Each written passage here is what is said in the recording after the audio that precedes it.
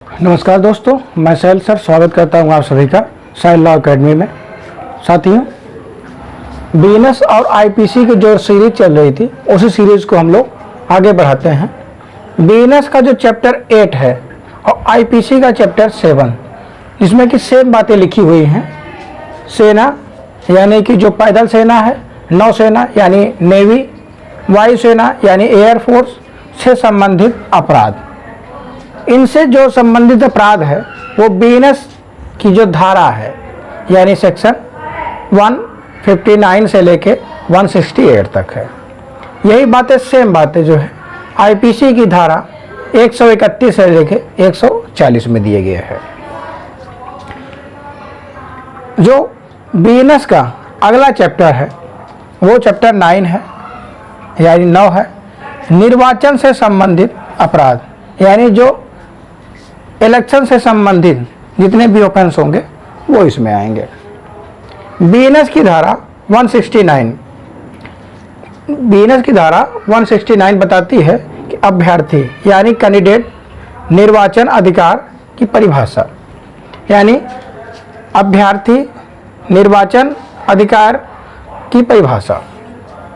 इसमें जो ए नंबर है ये कैंडिडेट के बारे में बताता है यानी अभ्यर्थी के बारे में कि अभ्यर्थी कौन होगा। अभ्यर्थी यानी कैंडिडेट वही होगा जो किसी चुनाव में, अगर जो किसी चुनाव में वोट देने का उसके पास अधिकार है, वोट देने का अधिकार है और वोटिंग में खड़े होने का अधिकार है, या अगर खड़े हो गए हैं तो पर्चा वापस लेने का उसके पास अधिकार है, वही कैंडिडेट होगा।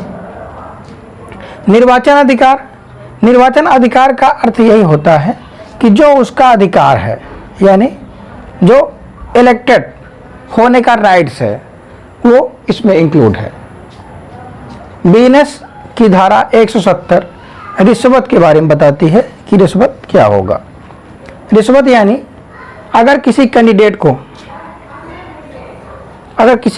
को कोई रिश्वत देना या किसी अन्य व्यक्ति को कोई रिश्वत देना, रिश्वत यानी उपहार दे देना, कोई गिफ्ट दे देना इत्यादि चीज़ें, उसको पैसा दे देना, रुपया पैसा जो भी चीज़ें दी जाएगी तो वो माना जाएगा कि उसने रिश्वत दी है।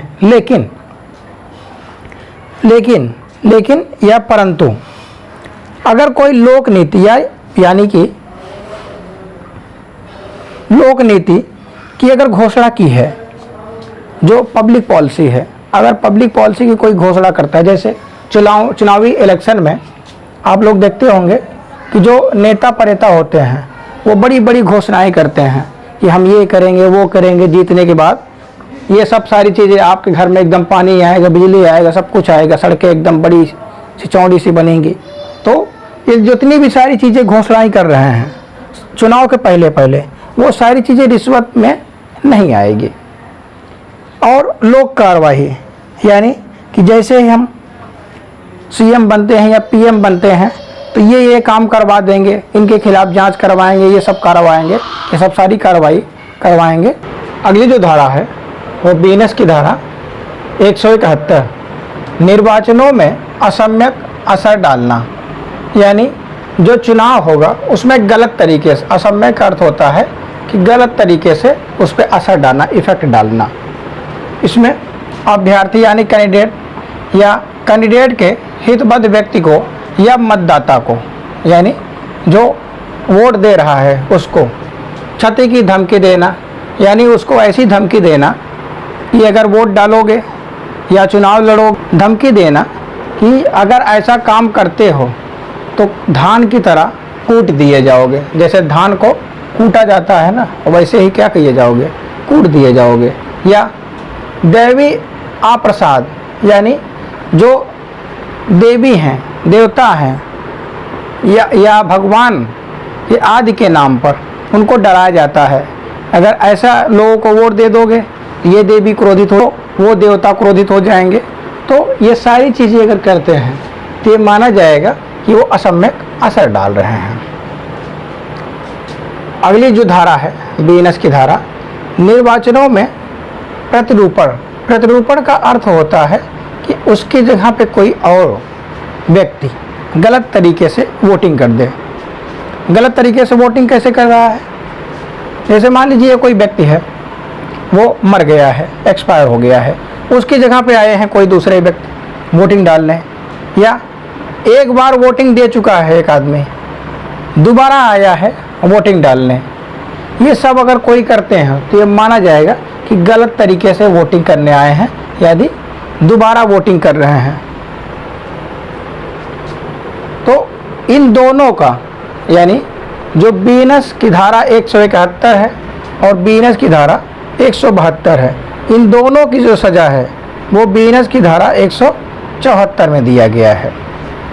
इसमें बताया गया है निर्वाचनों में असम्यक असर डालना या प्रतिरूपण के लिए दंड यानी सजा। इन दोनों धाराओं में यानी 171 और 172 में, दोनों में एक ही तरह की सज़ा मिलेगी। 1 वर्ष तक का जो है कारावास हो सकता है, या जुर्माना हो सकता है, या दोनों हो सकता है। 1 वर्ष तक कारावास या जुर्माना कितना भी लग सकता है, या दोनों हो सकता है, यानी कुछ कारावास भी हो सकता है, कुछ जुर्माना भी हो सकता है। ठीक है, चाहे 1 महीने का कारावास हो जाए या कुछ जुर्माना लगा देते हैं, या ठीक है, दोनों चीज़ें हो सकती है, या तो दो ये हो जाएगा, ये हो जाएगा, या तो दोनों होंगे, या कुछ जेल हो जाएगी और कुछ लगा दी जाएगी जुर्माना। जो बीएनएस की धारा 173 है, ये रिश्वत के लिए सज़ा का प्रावधान करती है। सज़ा, अगर कोई व्यक्ति रिश्वत लेता है, रिश्वत देता है, तो उसके लिए सज़ा मिलेगी। सज़ा कितनी मिलेगी? 1 वर्ष तक का कारावास या जुर्माना या दोनों, यानी चाहे 1 महीने की सज़ा हो जाए, या 1 दिन की हो जाए, या कुछ जुर्माना लगा दिया जाए, फाइन लगा दिया जाए। ठीक है, या तो दोनों लगाया जाए, या तो कुछ लगा दिया जाएगा, या जुर्माना लगा दिया जाए, या दोनों लगा दिया जाएगा। किंतु जो सत्कार में, यानी जो स्वागत सत्कार में जो स्वागत करते हैं नेता परिता लोगों का, उसमें अगर रिश्वत दिया जाता है तो वह केवल जुर्माने से दंडनीय होगा।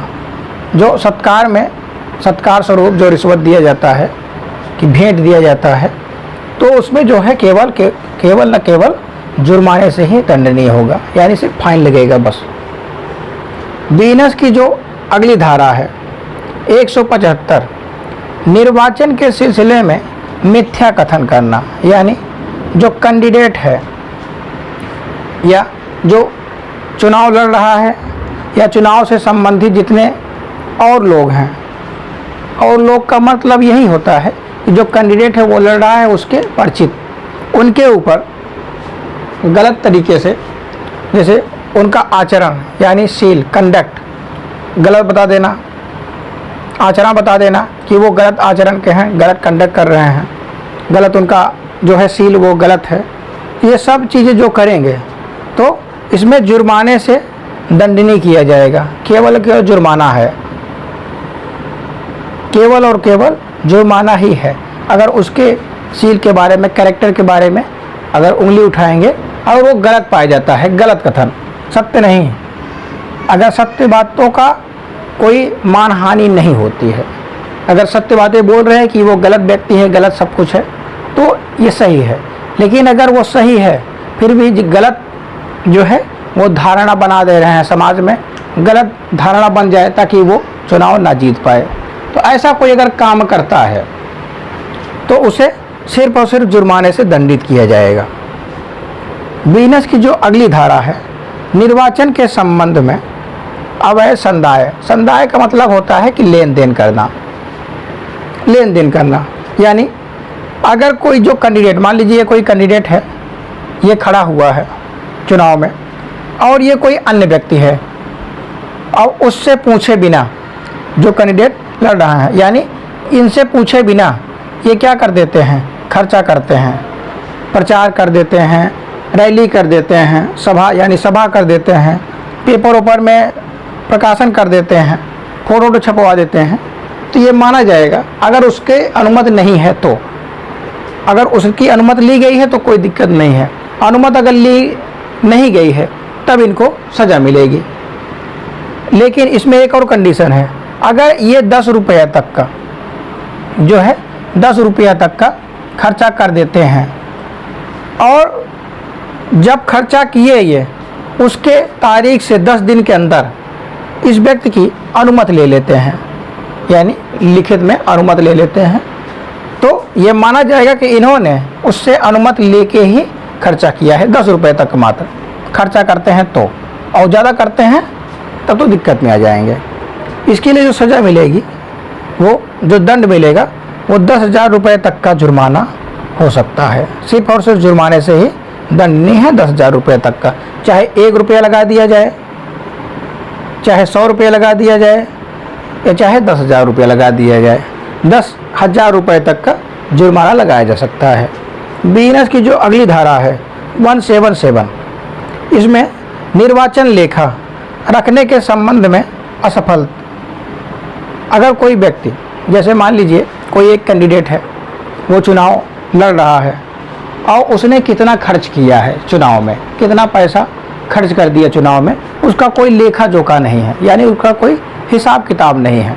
अगर कोई व्यक्ति ऐसा अगर हिसाब किताब नहीं रखता है या रखने में असफल पाया जाता है, तो जो उसको सज़ा मिलेगी वो 5,000 रुपये तक का सिर्फ और सिर्फ जुर्माने से ही दंडनीय किया जाएगा। जुर्माने का ही सज़ा उसमें है और बाकी कोई जेल वगैरह नहीं है। तो साथियों, अगर आपको वीडियो अच्छा लग रहा हो तो हमारे वीडियो को अधिक से अधिक लोगों तक भेजें और हमारे चैनल को लाइक एंड सब्सक्राइब करें। Thank you. जय हिंद।